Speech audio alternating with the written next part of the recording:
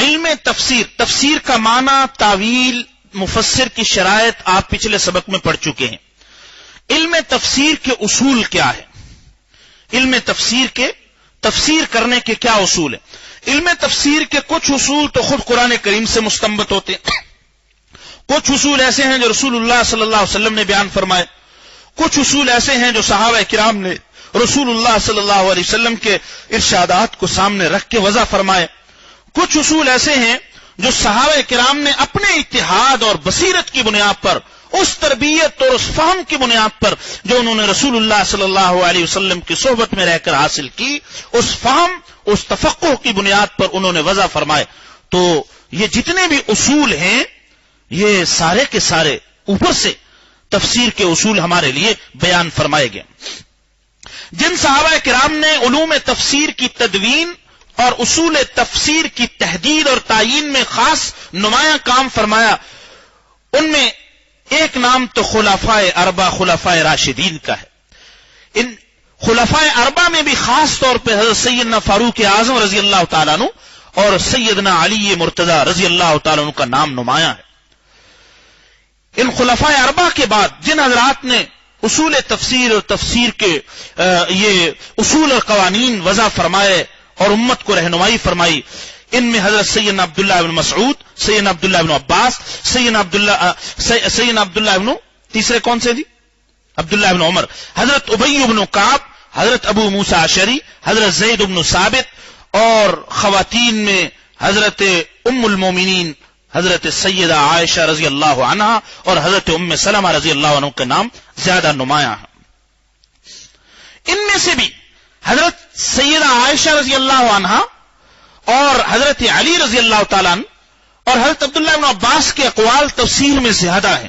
اس کی وجہ یہ ہے کہ انہوں نے کم سنی کے زمانے سے حضرت صلی اللہ علیہ وسلم کا زمانہ پایا، باقی حضرات کی عمریں بڑی تھیں، ان کی عمریں چھوٹی تھیں۔ پھر ان میں یہ حضرت عائشہ صدیقہ رضی اللہ عنہ کا رات دن کا آپ صلی اللہ علیہ وسلم کے ساتھ، پھر حضرت علی رضی اللہ تعالیٰ بچپن میں آپ کے گھر میں پلے بڑے، آپ نے تربیت فرمائی، آپ سے عمر میں بہت زیادہ چھوٹے تھے۔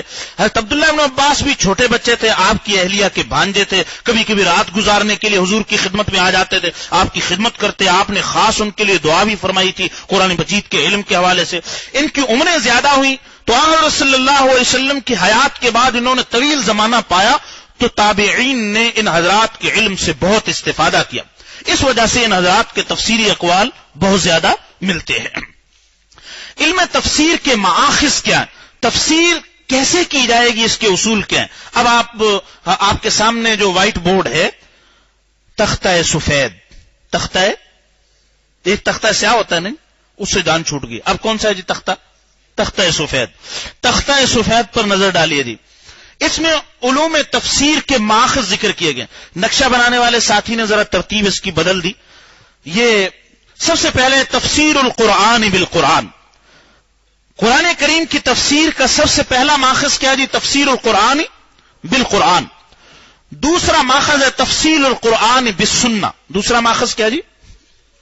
تیسرا ماخذ ہے تفسیر القرآن باقوال الصحابہ، تیسرا ماخذ کیا جی؟ تفسیر القرآن باقوال الصحابہ۔ چوتھا ماخذ ہے تفسیر القرآن الکریم باقوال التابعین، اور پانچواں ماخذ ہے تفسیر القرآن الکریم باللغت العربیہ، اور چھٹا ماخذ ہے تفسیر القرآن بالعقل السلیم، بالعقل السلیم۔ سمجھ گئے بھائی؟ اچھا، آپ حضرات نے ابھی قرآن کریم کی 4 قسم کی آیات آپ نے اس کی تقسیم ملاحظہ فرمائی۔ ابھی اگر میں آپ سے پوچھوں، آپ بتا سکتے ہیں کہ لغت عربیہ خالی کس کو اگر عربی زبان آتی ہو تو کون سی آیات کو سمجھ سکتا ہے جی؟ کون سی آیات کا مطلب بتا سکتے؟ کون سی آیات ہیں جی وہ؟ پہلی والی محکمات، اور چوتھے نمبر والی جس میں قصص، حکایات، جنت و دوزخ کی احوال کا ذکر ہے، ایسے ہے نا جی؟ تو وہ ایسی ان لغہ عربیہ بھی چاہیے اور ساتھ ساتھ عقل سلیم بھی چاہیے۔ عقل سلیم تو ہر جگہ ضروری ہے، عقل کے بغیر تو کام ہے ہی نہیں۔ جب دنیا کا کام نہیں چل سکتا تو دین کا اور روحانیت کا، آخرت کا کام اس کے بغیر کیسے چلے گا؟ اور اللہ تعالیٰ نے خطاب بھی کن کو فرمایا جی؟ عقل والوں کو فرمایا، ذوی العقول مکلف انہی کو فرمایا۔ تو یہ 6 مآخذ تفسیر کے، اب ان میں سے ایک ایک عنوان کی میں تفصیل آپ کی خدمت میں عرض کرتا ہوں۔ سب سے پہلے تفسیر القرآن بالقرآن۔ صحابہ کرام کے زمانہ سے تفسیر قرآن کا یہ اصول ہمیشہ سے طے شدہ اصول چلا آ رہا ہے۔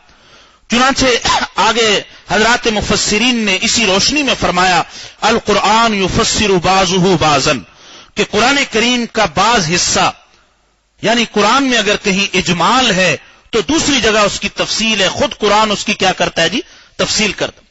کہیں قرآن میں ایک جگہ عموم ہوتا ہے، دوسری جگہ اس کو جا کر مقید کر دیا جاتا ہے، اس کی قید ذکر کر دی جاتی۔ اب میں چند مثالوں سے اس اصول کو واضح کرتا ہوں۔ تفسیر القرآن بالقرآن کی چند مثالیں، بھئی سب حضرات سمجھ رہے ہیں بھائی؟ اس کی پہلی مثال یہ ہے، ہم سورہ فاتحہ میں پڑھتے ہیں اہدنا الصراط المستقیم صراط الذین انعمت، اے اللہ ہمیں ان لوگوں کا راستہ دکھا، ان لوگوں کے راستے پہ چلا جن پر آپ نے انعام فرمایا۔ اب یہ کون لوگ ہیں انعام والے؟ سورہ نساء میں اس کی آگے جا کر وضاحت فرما دی گئی۔ سورہ نساء میں فرمایا وَمَن يُطِعِ اللَّهَ وَالرَّسُولَ فَأُولَٰئِكَ مَعَ الَّذِينَ أَنْعَمَ اللَّهُ عَلَيْهِم مِّنَ النَّبِيِّينَ وَالصِّدِّيقِينَ وَالشُّهَدَاءِ۔ دیکھو ان القرآن یفسر بعضہ بعضا، یعنی سورہ اس نساء کی اس آیت نے سورہ فاتحہ کی آیت کی تفسیر کر دی۔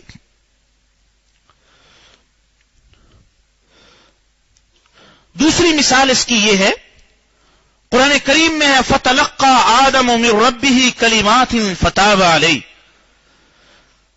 سیدنا آدم علیہ السلام نے اس موقع پہ جب ان سے خطا اتحادی ہوئی تھی، نادم ہوئے، اللہ تعالیٰ سے ہی کلمات سیکھ لیے کہ میں کس انداز سے آپ کی بارگاہ میں اپنی معذرت پیش کروں، تو اللہ تعالیٰ نے ان کو وہ کلمات سکھائے، تلقین فرمائی۔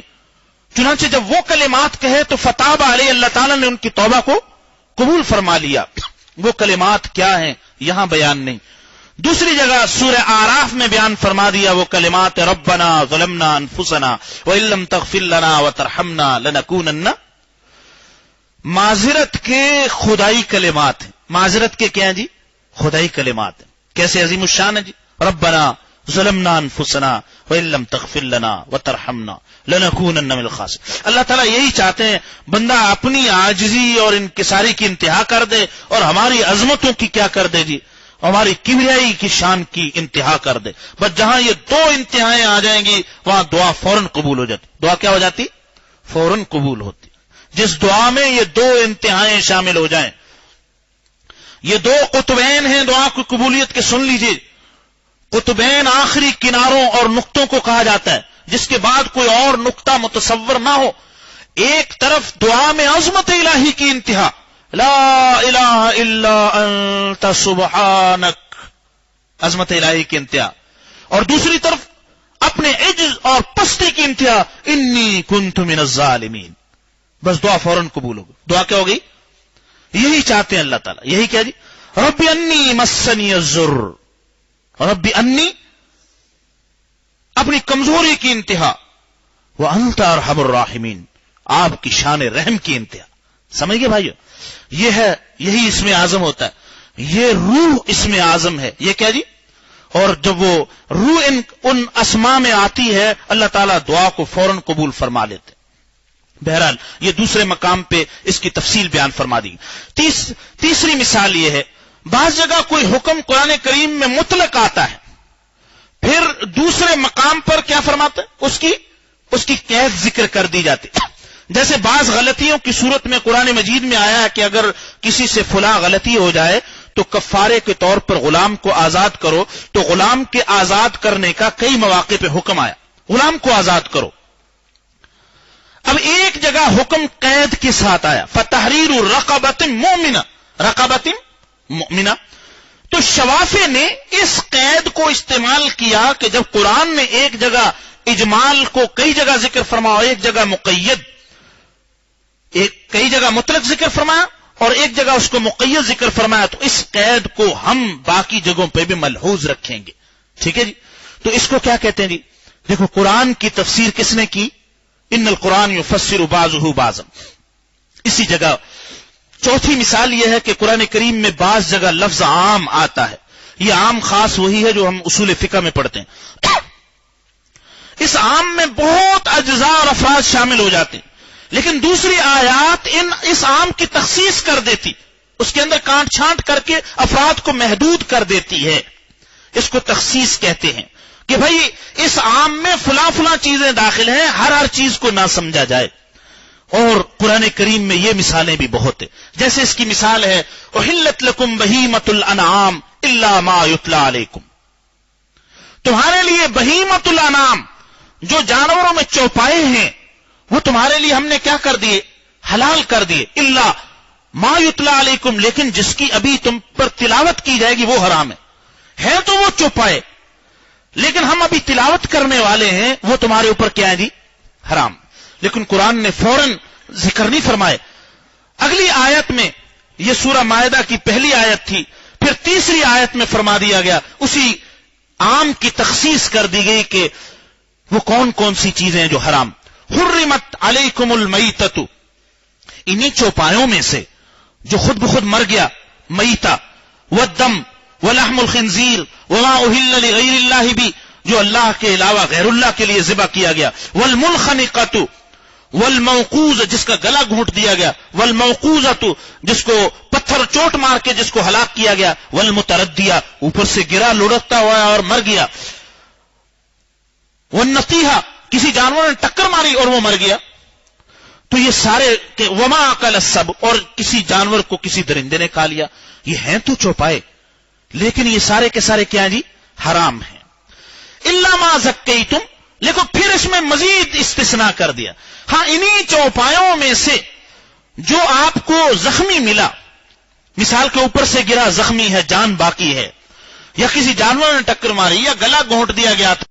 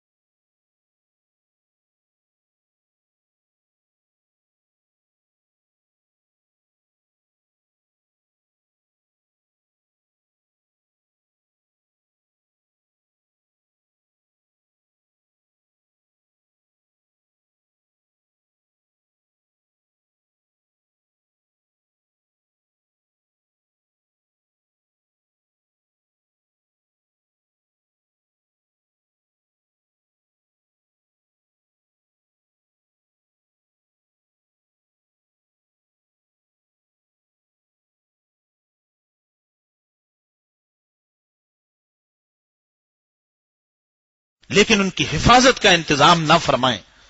اس سے نعوذ باللہ نسبت یہ آتی ہے کہ اللہ تعالیٰ نے ہمیں ایسی چیز کا مکلف کر دیا جس کی حفاظت کا کوئی انتظام. اور اس سے بڑی قرآن مجید، یہ قرآن کے نام پر ہی قرآن مجید کو چھوڑنا، قرآن پاک کے قرآن کے نام پر. تو جنہوں نے یہ اپنے آپ کے اہل قرآن ہونے کا دعویٰ کرتے ہیں اور قرآن کے نام پر حدیث کو چھوڑتے ہیں، وہ سب سے پہلے کس کا انکار کرتے ہیں؟ قرآن کا انکار. اس لیے کہ اس قرآن کریم کا قرآن ہونا ہمیں احادیث رسول سے پتا چلا. کس سے پتا چلا؟ احادیث رسول صلی اللہ علیہ وسلم. ہمارے پاس کوئی خبر نہیں تھی کہ یہ کتاب قرآن ہے، اللہ کی کتاب ہے. یہ کس نے تعارف کرایا؟ اگر ہم 20 سے احادیث کو نکال دیں گے تو سب سے پہلے جو عقیدہ اس سے نکل جائے گا دھڑام سے، وہ خود قرآن پاک کی حقانیت کا ہے. سمجھ گئے میرے بھائیو؟ اس لیے قرآن کے ساتھ ساتھ احادیث کی حجیت اور اس کی صداقت اور حفاظت پر ایمان رکھنا بھی ضروری ہے. اب اس کی میں مثالیں عرض کرتا ہوں. تفسیر القرآن بالسنہ کی. قرآن مجید میں یہ الفاظ ہے سورہ فاتحہ میں، غیر المغضوب علیہم ولا الضالین. اے ہمارے اللہ، ہمیں ان لوگوں کے راستے پر نہ چلانا جن پر غضب نازل ہوا اور جو سیدھے راستے سے بھٹک گئے. مغضوب علیہم اور ضالین سے کیا مراد ہے؟ احادیث میں رسول اللہ صلی اللہ علیہ وسلم نے خود تشریح فرما دی، المغضوب علیہم سے مراد یہودی ہیں اور ضالین سے مراد نصارہ ہے. تو دیکھو قرآن مجید کے ان الفاظ کی تشریح خود رسول اللہ صلی اللہ علیہ وسلم نے فرمائی. دوسری مثال، قرآن مجید میں جب یہ آیت اتری، ان الذین آمنوا ولم یلبسوا ایمانہم بظلم اولئک لہم الامن وہم مہتدون. جو لوگ ایمان لائے اور ان کا ایمان کسی معمولی سے بھی ظلم کا شکار نہیں ہوا، ایمان میں ذرا بھی ظلم کی ملاوٹ نہیں ہوئی، ان کو ہم 2 انعام دیں گے. اولئک لہم الامن، ان کو امن کا پروانہ دیا جاتا ہے دنیا میں بھی آخرت میں بھی، کسی قسم کا کوئی خطرہ نہیں، وہ محفوظ ہیں. وَأُولَٰئِكَ هُمُ الْمُهْتَدُونَ، اور ہم سرٹیفکیٹ دیتے ہیں کہ یہ ہدایت یافتہ. یہ کیا جی؟ ہدایت یافتہ. تو اس آیت کو سن کر ایک صحابی کو بہت خوف محسوس ہوا، پریشان ہو گئے. سوچا کہ کون آدمی جس کے ایمان میں ذرا برابر بھی ظلم کی ملاوٹ نہ ہوئی ہو؟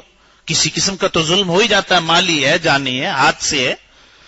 وہاں حضرت صلی اللہ علیہ وسلم کی خدمت میں پریشان ہو کر آئے، آپ کے سامنے اپنی پریشانی کو ظاہر فرمایا. آپ نے فرمایا، اللہ کے بندے، یہاں ظلم سے مراد شرک ہے. ظلم سے مراد کیا ہے؟ قرآن نے یہ بیان فرمایا ہے، ان الشرک لظلم عظیم. قرآن کریم نے ظلم کس کو فرمایا؟ شرک کو فرمایا. تو یہاں مراد کیا ہے؟ وہ بندے جو ایمان لائے اور اپنے ایمان میں انہوں نے ذرہ برابر بھی شرک کی آمیزش نہیں ہونے دی، ان کے لیے امن ہے اور ان کے لیے ہدایت کا فیصلہ، ہدایت کا سرٹیفکیٹ. سمجھیے میرے بھائیو؟ تو قرآن مجید کے اس لفظ ظلم کی تشریح کس نے کی؟ رسول اللہ صلی اللہ علیہ وسلم، احادیث مبارکہ نے کی. یہاں باتیں تو بہت ہیں لیکن میرے پاس ابھی موقع نہیں، کبھی اور کسی اشارتاً عرض کر دوں. ہو سکتا ہے ہمارے بہت ساری چیزیں آپ کے ذمہ قرض ہیں، ان قرض کو کسی موقع پہ اتاریں گے، اس کے لیے قرض اتارنے کی الگ نشست رکھیں گے انشاءاللہ. آپ نوٹ کرتے رہیے.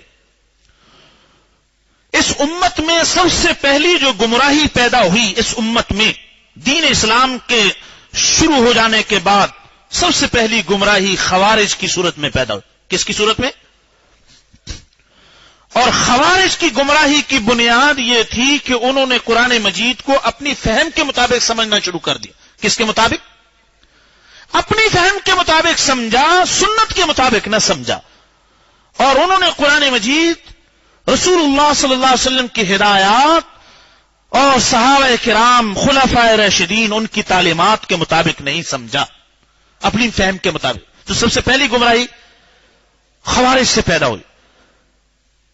اب اس کی تفصیل کا موقع. گویا خوارج مخلص تو تھے، فہم قرآن کا دعویٰ تو کرتے تھے، لیکن جس راستے پر چلے وہ راستہ اللہ اور اس کے رسول کا پسندیدہ راستہ نہیں تھا، وہ ان کی اپنی خواہش کا راستہ تھا. سمجھ گئے میرے بھائی؟ تو انہوں نے اپنی رائے سے قرآن مجید کے مفہوم اس کو متعین کرنا شروع کیا اور رسول اللہ صلی اللہ علیہ وسلم اور صحابہ کرام کی فہم سے ہٹ گئے. اور خوارج میں یہ بیماری کہاں سے آئی؟ اب پتہ چلے گا تزکیہ نفس کی کتنی زیادہ ضرورت ہے. خوارج میں جیسے میں نے پہلے عرض کیا تھا، اس کائنات میں سب سے پہلی جو گمراہی، اس کائنات میں اللہ تعالیٰ نے جو یہ پورا نظام کائنات بنایا، سب سے پہلے نافرمانی شیطان نے کی، اس کا سبب کیا بنا تھا؟ کیا بنا تھا جی؟ تکبر۔ تکبر ظاہری بیماری ہے یا باطنی بیماری؟ روحانی بیماری۔ اب سنیے، اسلام میں سب سے پہلے جو گمراہی پیدا ہوئی وہ خوارج کی طرف سے پیدا ہوئی، اور خوارج کی اس گمراہی کی ابتدا جس بیماری کی وجہ سے ہوئی وہ اعجاب کل ذی رأی برأیہ، وہ کیا تھا؟ حضرت صلی اللہ علیہ وسلم نے فرمایا اما المہلکات فثلاث، تین چیزیں تو انسان کو ہلاک کر دینے والی، برباد کر دینے والی۔ ایک فرمایا شح مطاع، وہ بخل جس کی پیروی کی جائے، وہ ہوا متبع، وہ خواہش نفس جس کے آدمی پیچھے پیچھے چلے، وہ اعجاب المرء بنفسی، آدمی اپنی رائے کو سب سے زیادہ اچھا سمجھے، وہی اشدہن، فرمایا سب سے خطرناک بیماری یہ ہے کہ جو اپنی رائے ہی کو سب سے بہتر رائے سمجھے۔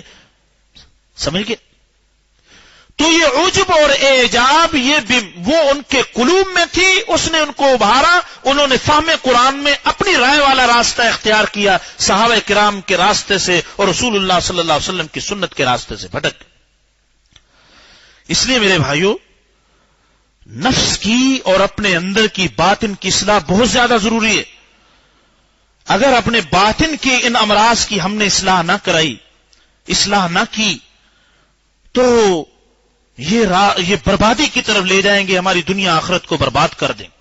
اس لیے ان کی اصلاح بہت زیادہ ضروری۔ تیسری مثال ہے والسارق فاقطعوا ایدیہما، چور کے ہاتھ کاٹ دو جی۔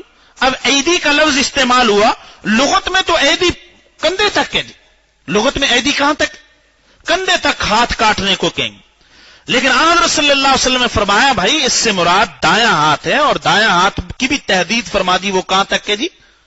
وہ اس کے پہنچے تک، یہاں تک ہے۔ تو قرآن کے اس لفظ کی تشریح خود رسول اللہ صلی اللہ علیہ وسلم نے فرمائی۔ تو دو عنوان ہو گئے تفسیر کے ماخذ۔ تیسرا ماخذ ہے تفسیر القرآن باقوال الصحابہ رضوان اللہ تعالی علیہم اجمعین، قرآن کریم کی تفسیر کرنا صحابہ کرام کے اقوال سے۔ صحابہ کرام تفسیر قرآن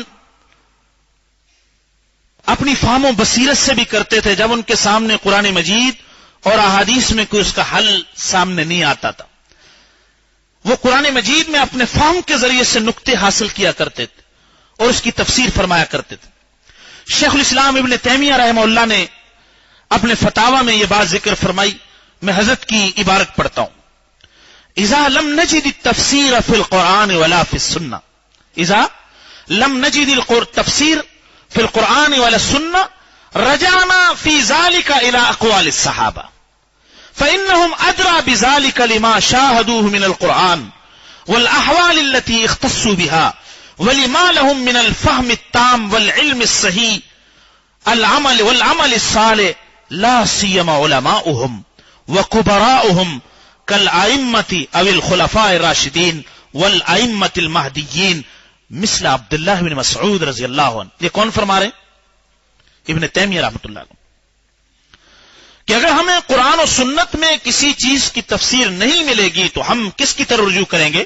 صحابہ کے اقوال کی طرف، اس لیے کہ انہوں نے قرآن کے نزول کا مشاہدہ کیا، وہی ان حالات کو جانتے تھے جن احوال میں وہ قرآن مجید نازل ہوا، اور پھر اللہ تعالیٰ نے جو ان کو فہم تام اور علم صحیح رسول اللہ صلی اللہ علیہ وسلم کی صحبت میں اور جو عمل صالح کی توفیق دی تھی، وہ پوری امت کو وہ موقع میسر، خاص طور پہ ان صحابہ میں بھی جو علماء اور بڑے درجے کے بڑے بڑے صحابہ جیسے خلفائے راشدین اور ائمہ مہدیین، جن میں کس کا نام لیا جی؟ حضرت سیدنا عبداللہ بن مسعود کی مثال دی، کہ ان حضرات کے اقوال کی طرف ہم کیا کریں گے؟ رجوع کریں گے۔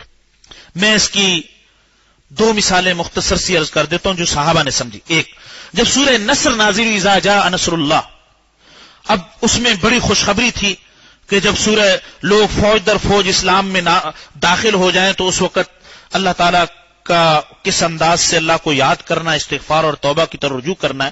حضرت ابوبکر صدیق رضی اللہ تعالیٰ عنہ نے جب یہ سورت سنی تو رو پڑے۔ کسی نے پوچھا آپ کیوں روئے؟ یہ تو خوشی کا موقع ہے۔ فرمایا اس سورت میں تو آن حضرت صلی اللہ علیہ وسلم کے انتقال کی پیشین گوئی فرمائی. کس کی؟ انتقال کی. اب ظاہری الفاظ کے ذریعے سورہ نصر کا کوئی مفہوم ایسا نہیں نکلتا کہ جس میں آن حضرت صلی اللہ علیہ وسلم کے وفات کی خبر ہو، لیکن سرکار عالم نبی کریم صلی اللہ علیہ وسلم کے انتقال کا اشارہ وہ سمجھا تو کنہوں نے سمجھا جی؟ حضرت سیدنا صدیق اکبر رضی اللہ تعالیٰ. انہوں نے محسوس فرمایا کہ جب یہاں رجوع اور انابت کا ذکر ہے اور فتوحات مکمل ہو گئی، لوگ اسلام میں داخل ہو گئے، تو گویا آپ صلی اللہ علیہ وسلم کا کام اب پایہ تکمیل کو پہنچ گیا. اب کس کو پہنچ گیا جی؟ پایہ تکمیل کو. جب کام ختم ہو گیا تو اب تشریف لے جانا اس دنیا سے باقی رہ گیا. اس لیے سیدنا صدیق اکبر رضی اللہ عنہ کی نگاہ وہاں تک پہنچی جہاں دوسرے صحابہ کی نگاہ اپنی فہم سے، اپنے گہرے علم سے سیدنا صدیق اکبر رضی اللہ عنہ نے یہ اشارہ سمجھا. دوسری مثال، جب حجۃ الوداع کا موقع آیا تو یہ آیت مبارکہ نازل ہوئی. سیدنا فاروق اعظم رضی اللہ عنہ کی بھی یہ کیفیت ہوگی. یہ آیت جب نازل ہوئی، الیوم اکملت لکم دینکم واتممت علیکم نعمتی ورضیت لکم الاسلام دینا، سیدنا فاروق اعظم رو پڑے کہ اس سے تو لگتا ہے کہ حضرت صلی اللہ علیہ وسلم کی رحلت کا وقت قریب آ گیا. تو سیدنا فاروق اعظم رضی اللہ عنہ کی جو گہری فہم اور ان کا جو علم اور تفقہ میں بلند مقام تھا، انہوں نے قرآن پاک کی اس خوشخبری سے ہی آپ صلی اللہ علیہ وسلم کے اس دنیا سے رحلت کا اشارہ سمجھ لیا. تو صحابہ کرام بھی اپنی فہم سے قرآن مجید کی تفسیر سمجھا کرتے تھے. چوتھا ہے جی تفسیر القرآن باقوال التابعین. تابعین سے مراد یہاں وہ حضرات ہیں جنہوں نے حضرات صحابہ کرام سے علم حاصل کیا. اب اس مسئلے میں آگے ائمہ کے درمیان اختلاف ہے کہ تفسیر میں تابعین کے اقوال حجت ہیں یا نہیں. حافظ ابن کثیر رحمۃ اللہ علیہ نے اس سلسلے میں بڑی بہترین بات محاکمے کے طور پر فیصلہ کن بات ارشاد فرمائی. امام ابن کثیر رحمۃ اللہ فرماتے ہیں کہ تابعی اگر